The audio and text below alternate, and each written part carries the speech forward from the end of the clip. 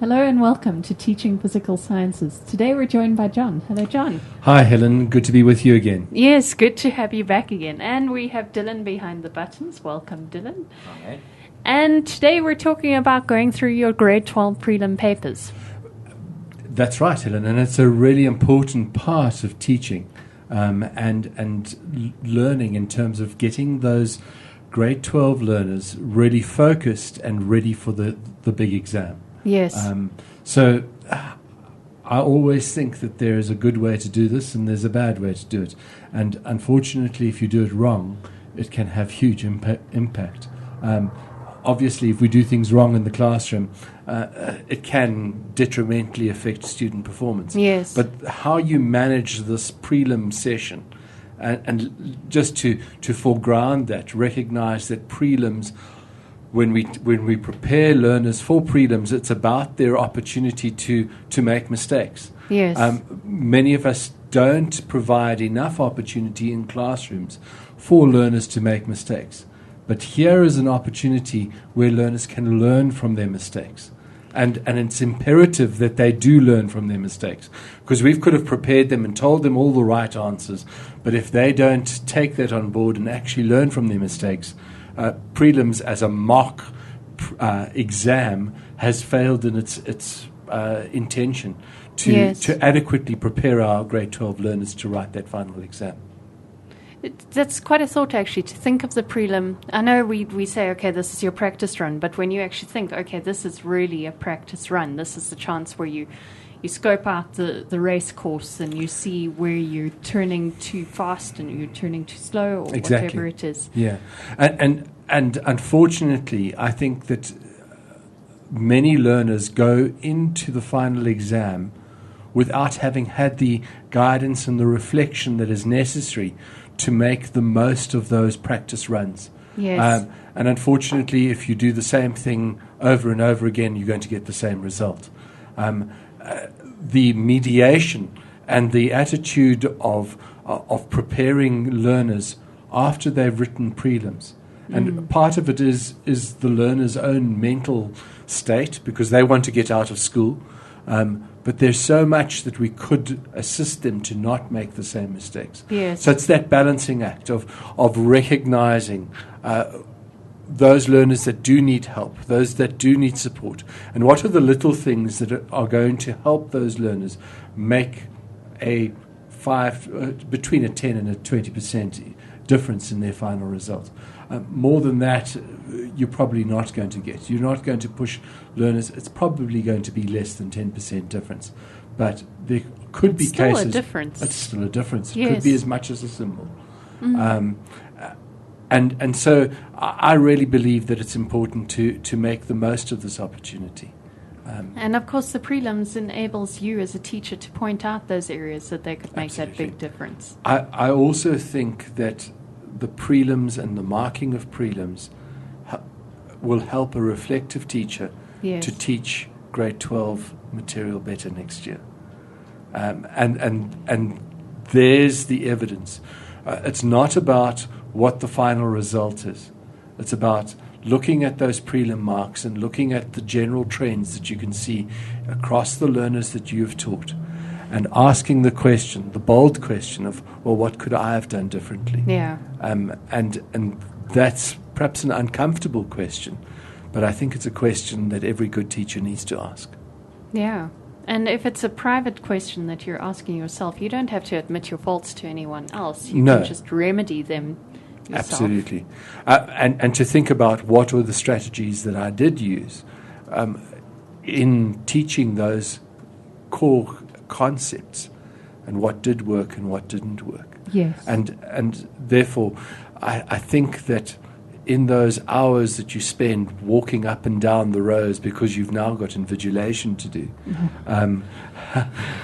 rather than using them mindlessly, it is an opportunity for reflection, and to say to ourselves as teachers, well, what could I have done? Where are the kids not getting it?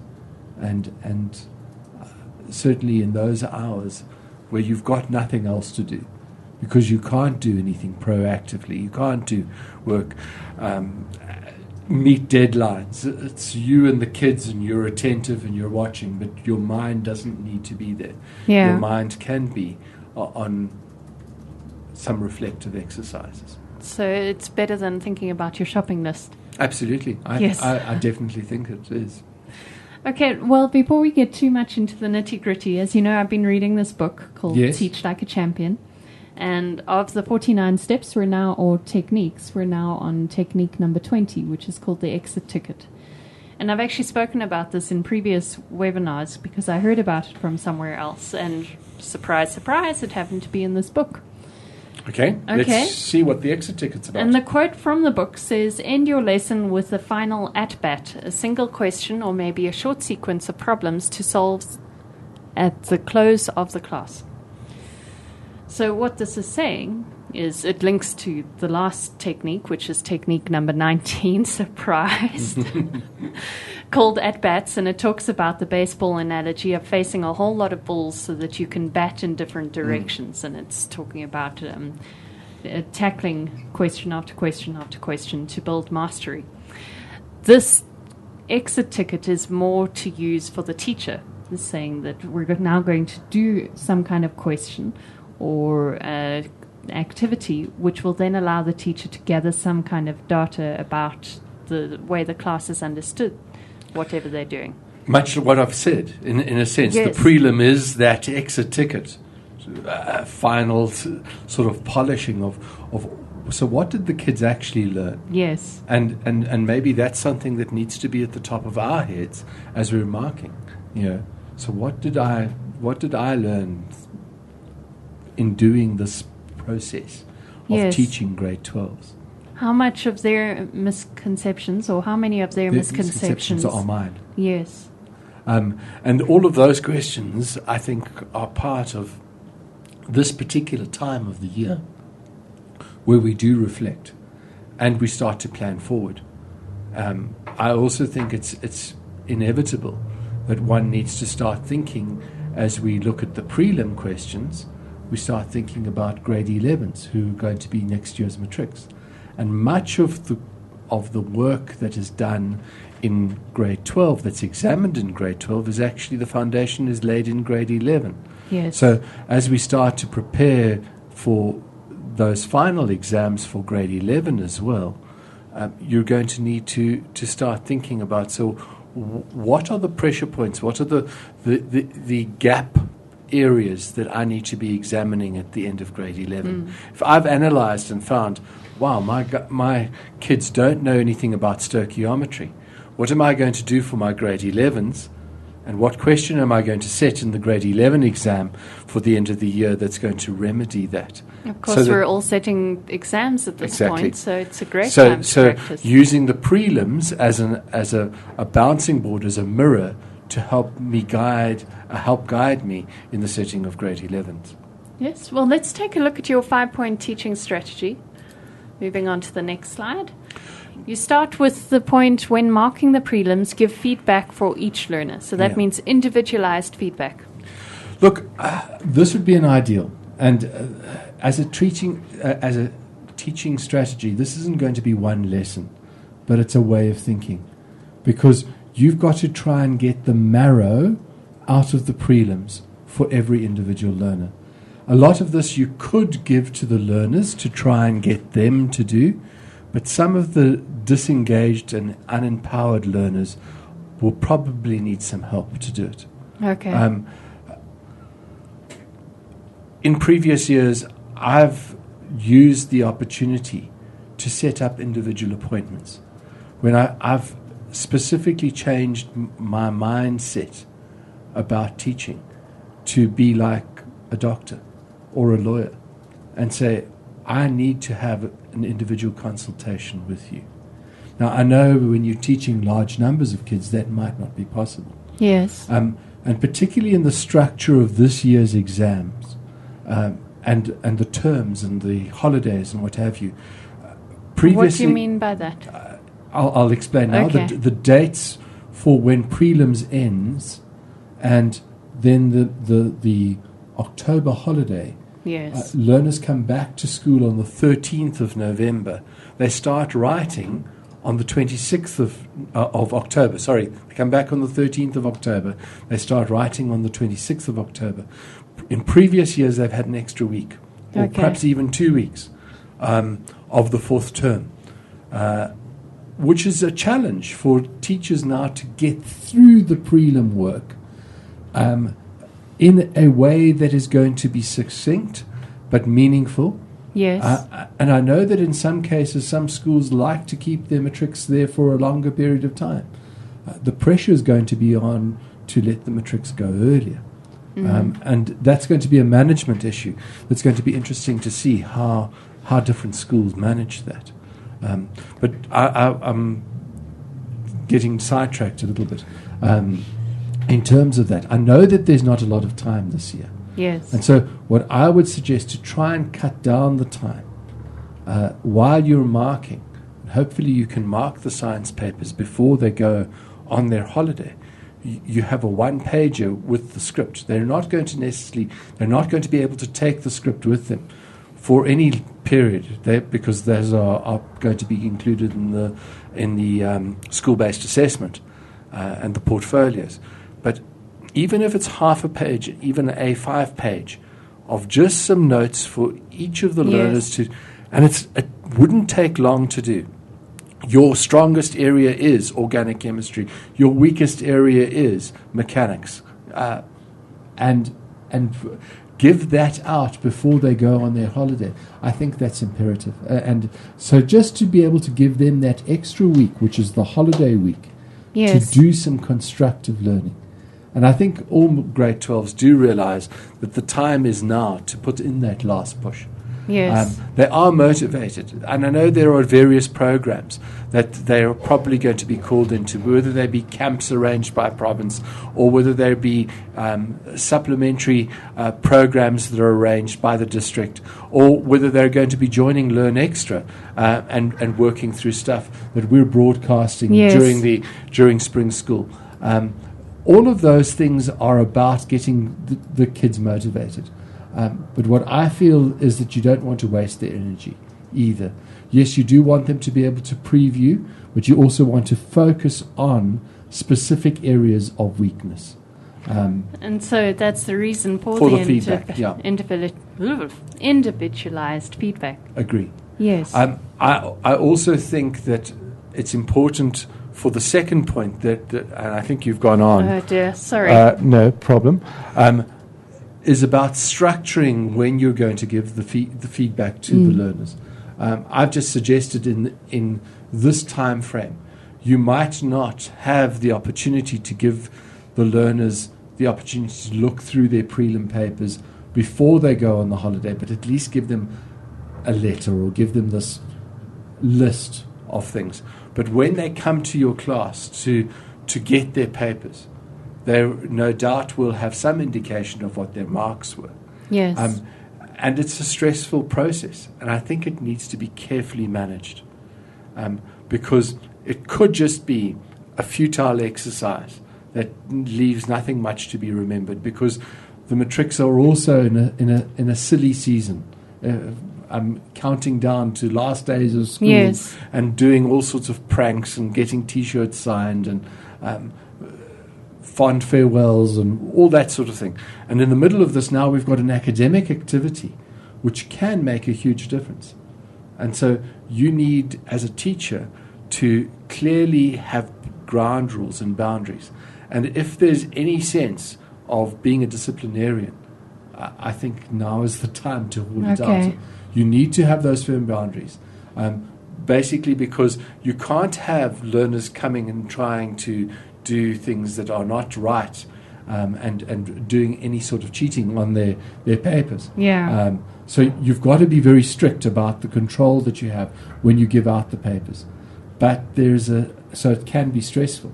So you make sure that they haven't got pens. You make sure that they leave those textbooks and questions out. In your marking, you've got to make sure that you've marked right to the end of the page. And if there's blank paper, if there's a line through it, you put the line there. So anything that's added is clearly noticeable Yes. It's not going to be possible for a learner to even consider the temptation of cheating. Yes. And there will be learners that are disappointed. They're sitting on 78. Can't I just get 5 more marks, which will give me as an 80? Or I'm sitting on at the other end 28 of the scale, 28 or whatever. And so there's pressure. I needed so many points to get into university, and the prelims are going to assist me to get that application through. Now we've trained them to be so marks orientated that when they do receive their papers back, all they see is that, okay, this is a measure of how much I know or I don't know, and they don't interpret the feedback as this is where I can improve and this is where I can't, which is why your feedback is so important. And it is. It's vital. I ask learners, and I think this is another area that, having said you need to be disciplined, you need to be structured, let's be clear that in the marking of prelims, it is a rush. Yes. It's not as controlled as the final exams. You don't have a moderator checking sections. You don't mark in, unless you're in a very big school, you don't mark question by question. You generally tend to mark a set of scripts of the kids that you're teaching. And so there can be errors. And so we need to be aware of that as well and give the learners the opportunity to check that everything has been marked. Okay. And not to take it as an insult. Oh, they found another question that hasn't been marked. No, that's their right. Yes. We want to give them the best possible result. Yes, we do need to take precautions to make sure that it's not loose and laissez-faire, that anything goes.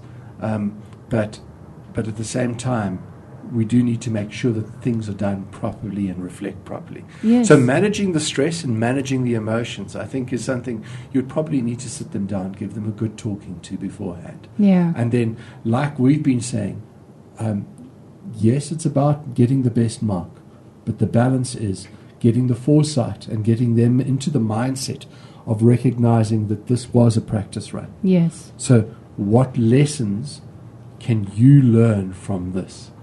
And so when the learners go through their paper, what I would recommend they do is that they at least make sure that they tally and get the percentages for each section. Yes. So if they know the multiple choice questions, there are 10 multiple choice questions, how many did I get right? How many didn't I get right? Is that an area of concern or isn't it?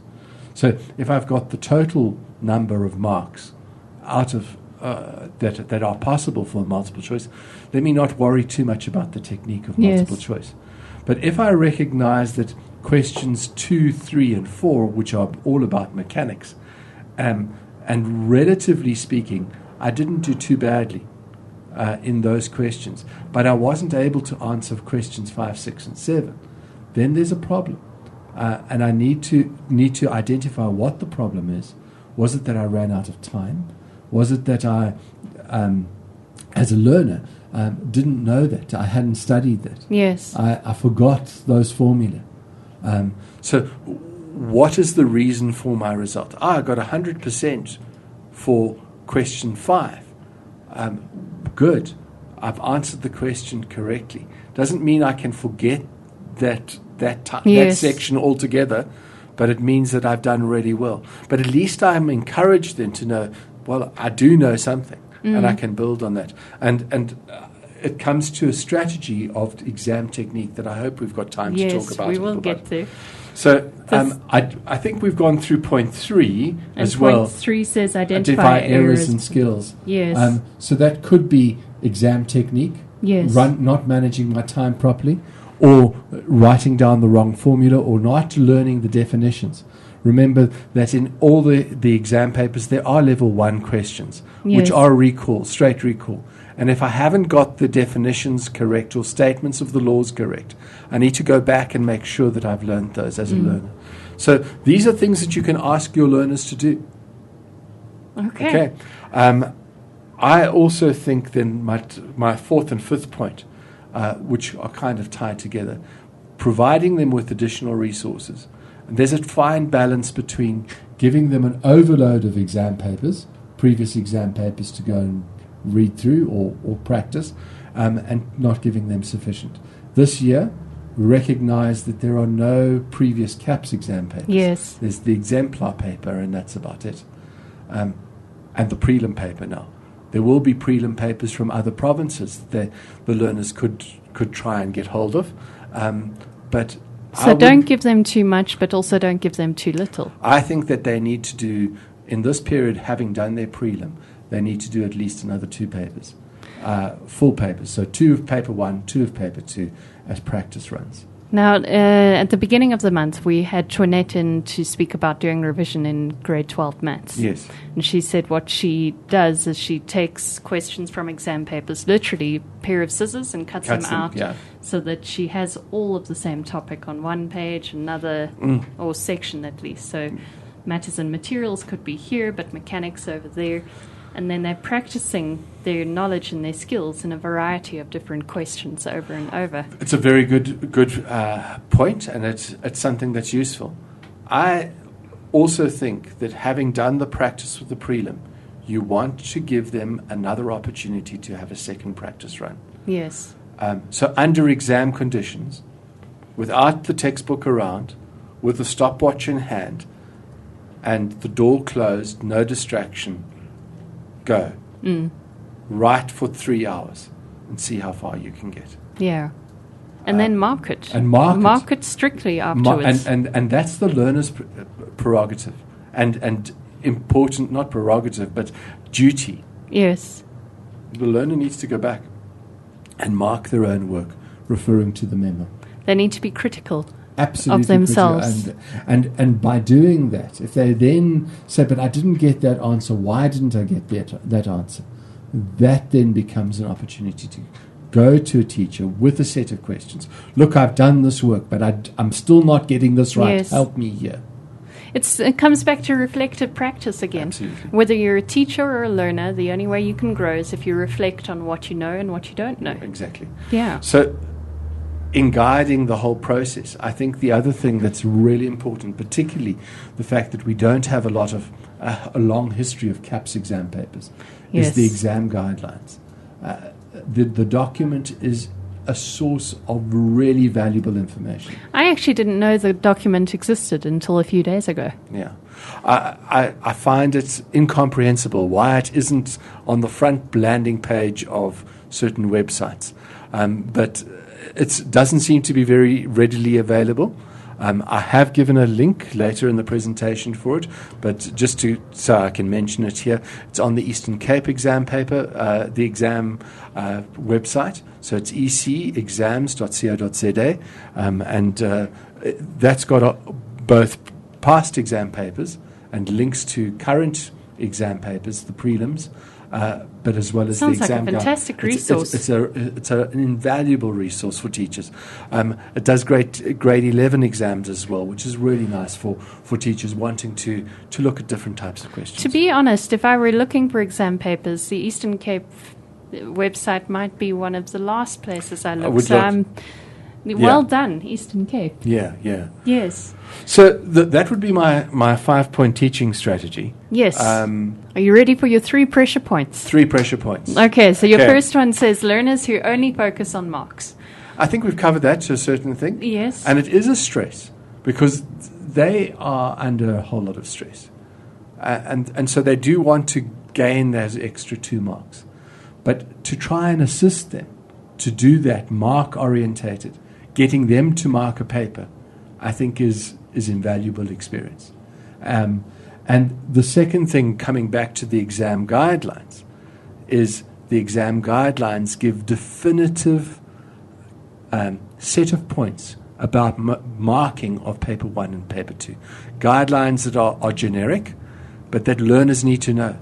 So things like, I need to write down the correct formula. I need to substitute into the equation. I need to give an answer with units.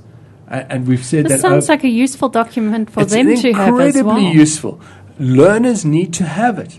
And if I were a teacher at this point, my parting gift to the learners, if I could do it, would be the exam guidelines. If I haven't printed it yet, they need to have it. They need to pin it up in front of them. It gives the data sheet. It gives the information sheets. It gives the periodic, so that learners can be familiar with each section. And then there's a detailed explanation that's linked to CAPS of exactly what they need to know for each section.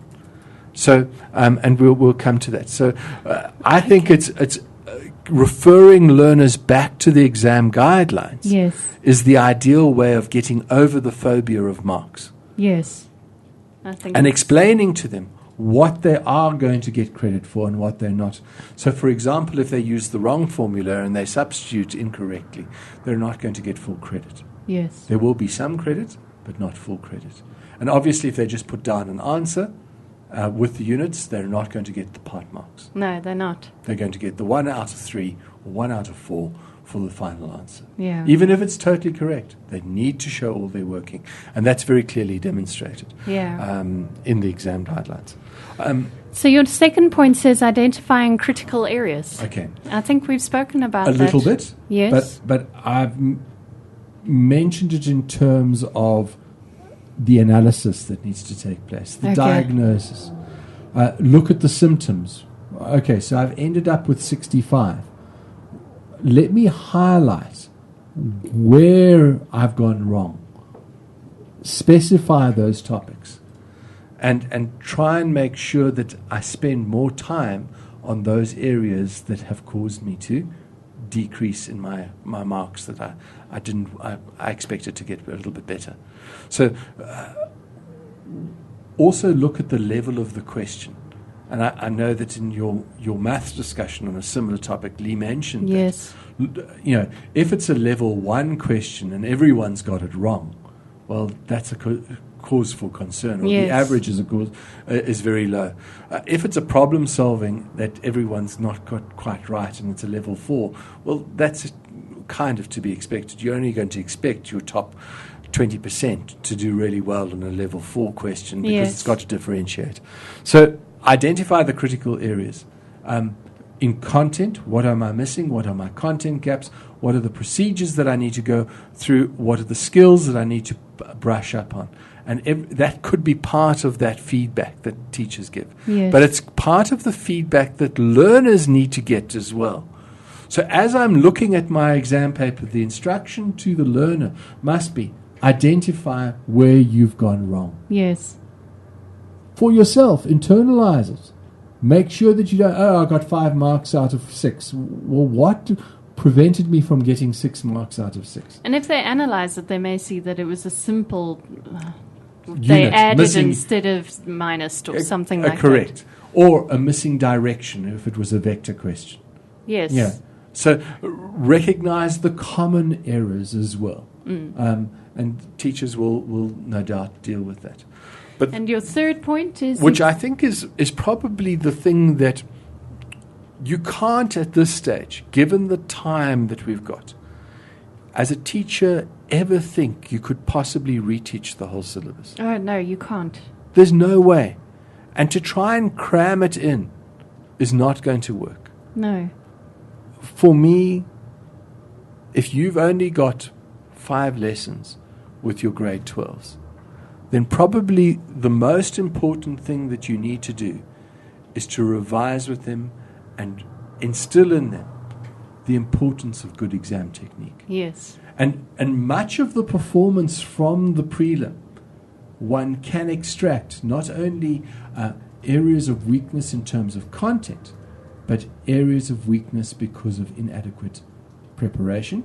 Yes. And secondly, because of poor exam technique. Yes. And so I would suggest that in however many lessons you have with your grade 12s, you might want to spend the majority of that time going through a review of the paper, giving them the opportunity to look at the paper, analyze where they've gone wrong, pick out the highlighting points as a trend that the class has got wrong, but then ask the individual learners to highlight for themselves where they've gone wrong, and then spend the rest of the time on saying, right, guys, we've got to improve our exam technique. Yes. We've got to improve our exam preparation.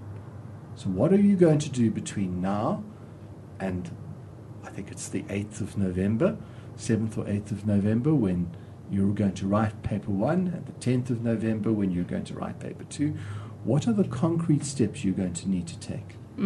And at that time, I think it's vital that your role changes to deal with perhaps not the whole class, but groups of learners. Yes. And you've got to try and structure that. You're going to give general instruction about improving exam technique and exam preparation. Yes. But there are going to be groups of learners that you're going to want to see. The ones that are your high-performing learners, and you're going to want to see them before they've written. Because if you have your last lesson with them, say on the 18th of October, they're writing in the first week of November. You want to see them before then. Yes. Because they're going to have forgotten a whole lot. Well, they're writing English, they're going to be writing accounting, accounting and geography and maths. And at that stage, all they're really worried about is those first exams. Yeah. And so because the science is written in the second week, the second weekend, big weekend, if you like, maths being the first weekend, physical science being the second big weekend, Friday and Monday, you want to make sure that you book time with your learners. And that's why with our Learn Extra program, if I can just mention that as a side point at this stage, from the 13th to the 23rd, we're going to go through the main topics for all the subjects, but specifically the science is on the 14th, maths is on the 13th, science is on the 14th. We'll do paper 1 on the 14th from 10 o'clock in the morning until 4 o'clock in the afternoon. And then we'll do prelim review. Wow. So, and then the following week we'll do paper 2. Tuesday morning from 10 o'clock until 4 o'clock. We'll do 6 sessions. If a child has a PVR, they could Absolutely. record it and then And go it will over be the repeated same in the questions evening. Yeah. over and over. Yeah. And it's repeated in the evening. Yeah. Then the day before the exam, we'll be doing the same thing, but we have a live session the day before. So if teachers aren't available, you can direct your learners to watch the Learn Extra live session, where we will try and go through as many of the exemplar paper questions and learners' questions the day before the exam. Those live sessions are from 3:30 in the afternoon until 5. So they're an hour And channel and a half. 319. That's 319 on DSTV and on Starsat, and on HD OpenView it's 201. Okay. And it's streamed as well. It's on, so you can get it on the internet. on your mobile device. Yes. That's interesting little application. Need to include that in your blog, but we'll Yes, we'll put it all in the blog. Okay, so shall we go through exam prep?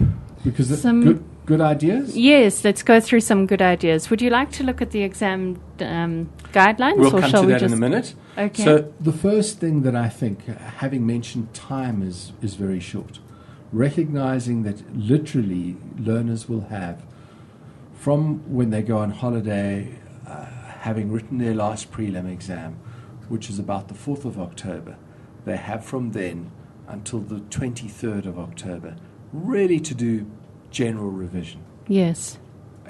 English, and they've got 6 subjects. And they've got and so I think it's really important early not to just prepare for the exams that are in the first week. Yeah. So we know that English is on the first day. Then there's accounting, and then later in the week there's maths, but there's also geography.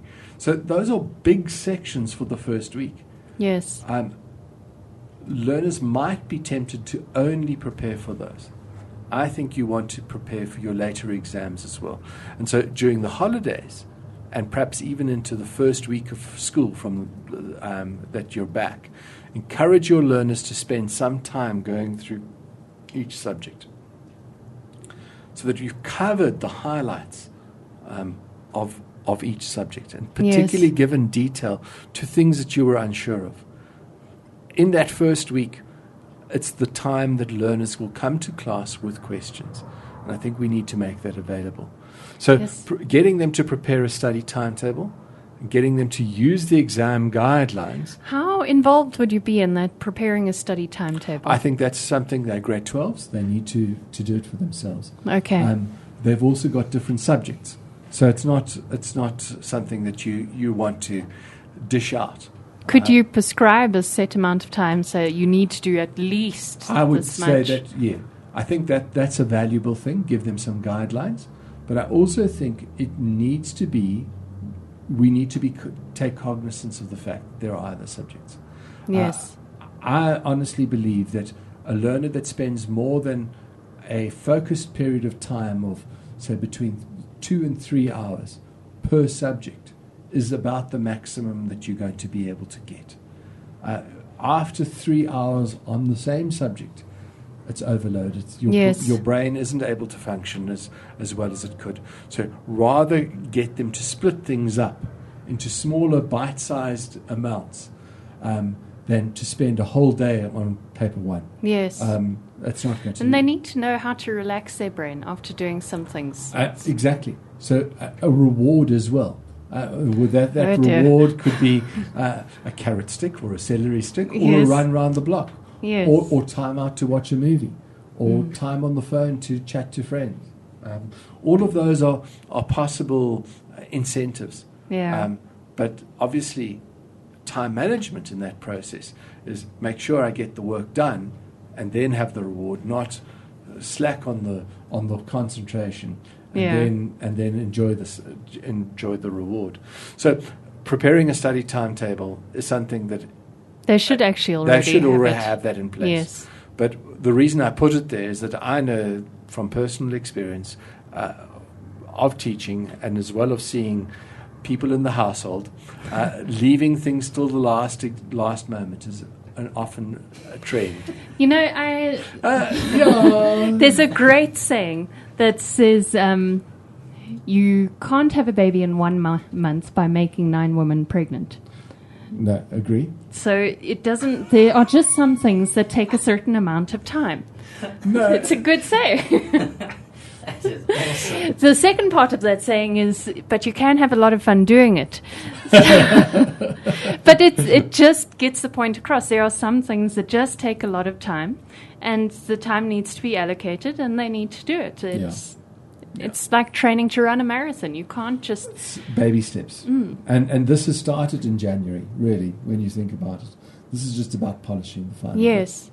So the thing about the exam guideline, if I might just go there. Yes. So can you just give me the URL for the exam guideline again? Oh, it's there at the bottom on the bottom. page. Oh, fantastic. I'm going to quickly tweet that as well.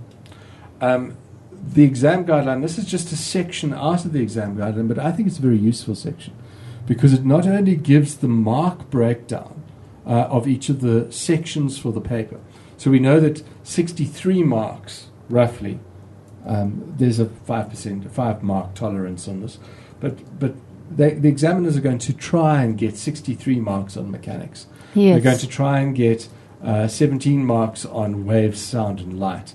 Electricity is going to go for 55 marks, and matter and materials is only 15 marks. Now, it would be incredibly short-sighted if I decided to spend 5 days on wave, sound, and light. Even if it was a section that I was really battling with, it wouldn't make any sense to spend that because amount of it's time. only 17 marks. 17 marks. Mm-hmm. And I know by referring to the document in more detail, the main things there that you're going to need to do is Doppler. So Yes. a Doppler type question, and recognize that things that were in previous exam papers on diffraction and the electromagnetic spectrum, those aren't included anymore. So when you're going through the previous exam papers and you suddenly come across a question on single slit diffraction, you say, oh, I wasn't taught this, or Huygens principle. No, you don't need to know that. Refer again to the detail section of the exam guidelines. And here was just an example of... And this is taken from the momentum section. Yes. Where it tells you exactly what you need to know. You can almost make a checklist. So define momentum as the product of the object's mass and its velocity. Now, if you read it carefully, it not only gives you it tells you what you need to know, but it gives you the definition. Yes. So it tells you, define momentum. And what do you need to define momentum? Momentum is defined as the product of an object's velocity and its mass. Yes. So just by tweaking the exam guideline, you've actually got all the learning work you need to know as well. And you're going to get 100% of the marks allocated to those recall if by simply going through the exam guideline. Yes. Because it will tell you exactly what you need to know. So, I mean, describe linear momentum of an object. You can see exactly what's happening there as well. Tick box, checklist, yes, I know it. Fine. Yes. Okay. So if I can just mention that exam guideline is extremely important. And I would recommend that learners look at that. Not only from a guideline of how much time to spend, but to go through the checklist of the content, to check the information sheets, and to check the marking guidelines, to see exactly what you need to do to get the maximum marks. Yes. It also, the exam guidelines has a section on the skills that needed to be revised. So in any physics or chemistry paper, paper 1 or paper 2, you can expect learners to be asked about the investigative question, the hypothesis, tabulating of results, drawing a conclusion, plotting a graph. All of those will be included somewhere in the paper. Yes. And recognizing what the variables are, the independent and the dependent variable, what are the control variables, all of those are that detail on skills is also in the exam guideline. So when you're compiling your list of questions or cutting and pasting them, however you do, make sure that you've got a selection so you don't just have a graphing question in this Correct. section. You've got it over there and over there. Agreed. And it's important that learners don't forget, there could be on any question in science a skills-based question. Yes. So just because I've seen one in Doppler doesn't mean that I can't get one in, for example, I'm trying to think of one that might be a little bit more obscure, but say for something in matter and materials. Okay. So all of those skills can be incorporated in any of the sections, from mechanics to electricity to wave, sound, and light. All of those can ask something about skills. Yeah. Okay. So I think we've got the exam preparation Yes. sorted. I think so. The next thing that I want to go on to is exam technique.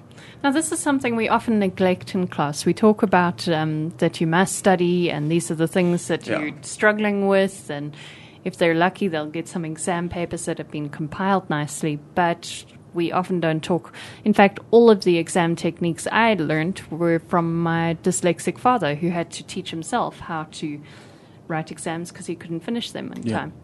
So again, remember the balance of what I've said. If you've got 3 lessons with your matrics, yes, what are the critical things you're going to tell them? Now is not the time to go over Newton's laws with them. No. Steer away from content. It might just confuse them more than help them. They need to grasp the information for themselves. They need to learn what they deem as being relevant and important for them, because they're receptive at that point. But setting up a whole dialogue, a didactic presentation on each of the sections isn't going to help them. No, it isn't. At this point, engagement and personal learning is going to be more successful. And so whether that mean if you were going to give any instruction, I would spend some time on the exam technique. And you can pick up the kids that don't have good exam technique by looking at their exam papers. And so what are the kind of things that you would see? Well, the first one, managing time. Yes. How would that manifest? By incomplete questions. Okay. Doing really well on the questions you've started with, and then tailing off, and the handwriting getting less and less legible. Yes. Because you've run out of time. So how do you combat that? How do you not answering the question fully either? Could also be a result of poor exam technique. Yes. And I believe that one of the important parts, my first bullet point, was managing the reading time. Learners are given 10 minutes of reading time. They're not allowed to have any pens or pencils during that time, but they can at least skim through the questions. The appropriate use of that time is incredibly important. Yes. So, having looked at the exemplar, having looked at the prelim, I know what I'm going to expect for each question.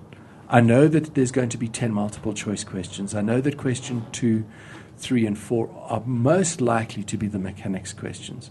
I know that then I'm going to go into a sound and waves and light, a Doppler question. I'm going to then move on to the electricity and end off with photoelectric effect. Okay. So I've got that clear picture within my head. Yes. As I've seen enough exam papers. Now what I need to do is I need to skim through. The first thing in that 10 minutes, skim through the reading time. Okay, so I confirm. Question 1 is multiple choice. Question 2, yes, it's a vertical projectile motion. Question 3, it's on momentum. And question 4 is on work energy power. So is it really important to No. isolate which section is covered? But that's the way the papers are structured. Okay. So I'm just saying, yes, it's all in my head. It's matching what I expect. Yes. Now, the reason I'm going to skim through it is just to see what is familiar and what isn't. Okay. So, yes, I've done a question with a ball being thrown off the building. I've done a question with 2 cars colliding. Oh, that's an interesting question. I haven't seen one like that. Doesn't matter. I'm just familiarizing myself, and I'm putting a label in my head to the question, that the section that is being asked. And that's the key thing in my studying and in my learning. So I know that I'm going to access that information from Newton's laws. Yes. So that when I come to that question, yes, that's the Newton law question. That's the vertical projectile question. And so on. Does Yes. that make sense? Yes. The second thing that I believe is incredibly important as you skim through that reading time is you need to, as a learner, and you need to tell your learners if you're a teacher, that they need to select the question that they feel most comfortable answering. Yes. So the reading time is not about reading in detail.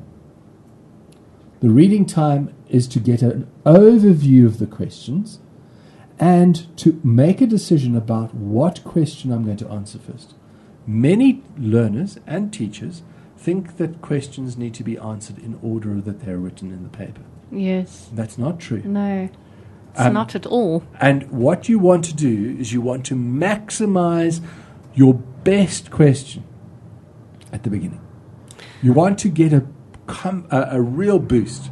So to give you an example, and I'm going to use a paper 2 example, I regularly recommended to my learners to start the question on organic chemistry, even when organic chemistry in the old days was question 6. Yes. Because you knew that there were a set number of questions you can answer, and there were a set number of ways that could be answered. And so do it. In paper 2 this year, question 2 will be probably on stoichiometry. I wouldn't answer that. It's difficult. Yes. Leave the question for later. You've read it through. You're allowing your subconscious to mull on the problem. Yes. And by doing the good question, the question you're most able to do, it might be the electricity question. It might be whatever. It doesn't matter. But you choose the question you're most comfortable with doing. I suppose it's almost like going to a tea party. And you choose who you're going to speak to first because you know that person's name and that person's name. Exactly. But you can't really remember their name and their children's names, so you'll just wait while until things fit into place. Yes, and sometimes by talking to that person, you remember what's happening there. And so I honestly believe that it's imperative that learners answer a long question that they're comfortable with first. The next thing is, having said that, time management is absolutely critical. You've got 3 hours, sounds like a long time, 3 hours to do 150 marks. But in fact, if you can work at a mark a minute, that gives you an extra 30 minutes Yes. for any problems that you might have.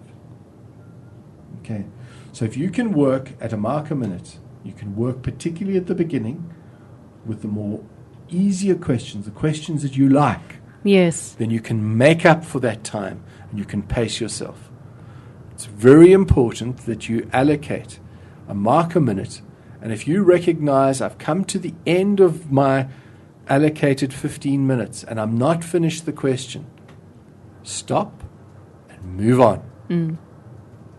And that comes to the next part, or the third, my last bullet, in fact, is setting out work. And I'm going to just draw it back to here, because here's the thing that I learned when I was in matric. So this is old knowledge, very old knowledge. Did they have pens? They did. dear. Yeah, thanks, Dylan.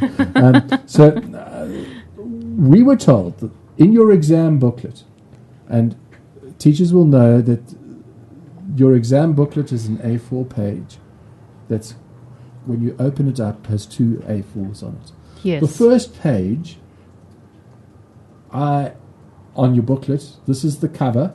This is the cover here. Then this is a single A4. Yes. I put a line through it and say that's rough working. I then open up the next page. So this is page 2 and 3. This is page 2 and 3 of your exam booklet. And you're going to put the first question that you're going to answer, and that could be question 5. Let's say it's question 5. Okay. And you use the whole of the double page for question 5, even if you only use up to there. You then start the next double page as your next question. Okay. You And once work again, on the- a double page every time, because if you've got to come back to it, there There's will space. usually be space Yes. to answer, and then everything's together when they mark it. Yes. Next thing, you need to stress to your learners to number correctly. Now, we were taught to number in the middle of the page, because Yes. it then sets everything out. You leave a line between your answer. I don't know if that's that important, but certainly numbering clearly means that nothing's going to get lost. In the middle of the page is a good technique, because then the markers can see exactly where things are. Yes. So that's one of the reasons. I don't mind if a learner puts 2.3 on the side, but keeping space between each question It's very is very important. important. So, and keeping the handwriting correct as well, as neatly as possible. Using a dark blue pen, not a light blue pen, because when teachers are marking, they're marking under fluorescent lights. Yes. And a dim page, dim writing, not going to be very useful to gaining the maximum marks. Okay, we've got 5 minutes left. Okay, And I know last- we have one more slide. Yes, but Yes. I haven't finished that. Oh. Can you please go back? Answering the multiple choice. Okay. This is a critical thing. It's if you look at the exam guidelines, tell you exactly that you've got 10 questions. I think, if I remember correctly, they were each 2 marks. They used to be 4. And that's quite difficult if you Yes. as a proportion. So you've got to practice multiple choice. My recommendation for multiple choice is to leave the 30 minutes at the end to do your multiple choice. Okay. The last 30 minutes of the exam paper. Other people say do the multiple choice after you've done the first question that you felt it's gone really well and you're confident. Yeah. The reason I say do it at the end is because in the time that you've done it, you've done the other long questions. You've revised every section Yes. of the work. And it's drawn your brain Oh. together to be able to look at all the linkages.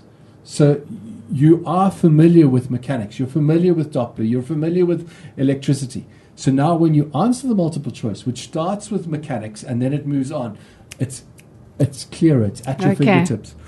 It also means if you have skimmed in your 10 minutes of reading and you have extra time, you've made your decision, you said straight away, I can see, I'm comfortable, I'm happy, What do I use the extra 7 minutes of my reading time for? I read the multiple choice very, very carefully. Yes. Don't guess the answers, but just read the question very carefully. And it just goes into the subconscious to start working through. It's there. When you come to review it, you'll find the answer is much easier to get. Yes. The technique of answering multiple choice, I like to say to learners, read the question, don't look at the options, see if you can work out the answer. Yeah. Sometimes you can't do that, depends on how it's been styled, how the question's been phrased and styled. But if at all possible, never leave a multiple choice question unanswered. Okay? There's a 1 in 25% chance that you're going to get, a 1 in 4, yes. 25% chance that you're going to get it right. Yes. So if all else fails, guess. But before you go to guessing, try and eliminate. So eliminate the one that is the most obvious distractor. And then you're down to 1 in 3, which improves your chance of guessing right. And if you can get 1 in 2, then it's 50% chance of getting it right. And it counts for 2 marks or 3 marks. So it really is worthwhile making sure that you answer the multiple choices fully. Yes. Practice answering multiple choice questions. And I think that's really important. Okay. Can I go to my last slide now? Your last slide, yes. Critical points to remember. And Helen, I remember when we started these sort of webinars, there was one last thing. Yes. And I almost critical points to remember could have been called one last thing. Yes. And it's one last thing, your final thing that you want to say to your grade 12 learners. Okay. Remember that we start with paper 1, and paper 1 is physics. So don't get confused. Nothing's changing between now and the end of the year. Paper 1 is physics. They need to prepare for the physics exam on the Friday. Friday the 7th of November at 9 o'clock is when the event happens. So that needs to be clear. Don't get confused about it. Be there early. Yes. I always encourage my learners not, when they come to the exam, not to go and chat to their friends about, I found this question. Or Don't. Don't. If you're going to have a conversation with a friend, have it about the beach or about your holiday. Yes. Don't discuss content at all. Don't discuss content. Don't discuss how any other exams have gone even. Yes. That can happen afterwards. So talk keep about it a TV game or exactly something else. Physical science paper 2 will be on the Monday. 10th of Learn Extra November. Live, we've got on Sunday afternoon the live program. So even though it's a Sunday, there will be a live presentation for that. So learners, make those notes and get them into your diaries from 3:30 till 5 o'clock. Then the last points. Make sure on the day before the exam, go to bed early the evening before. Wake up early if necessary.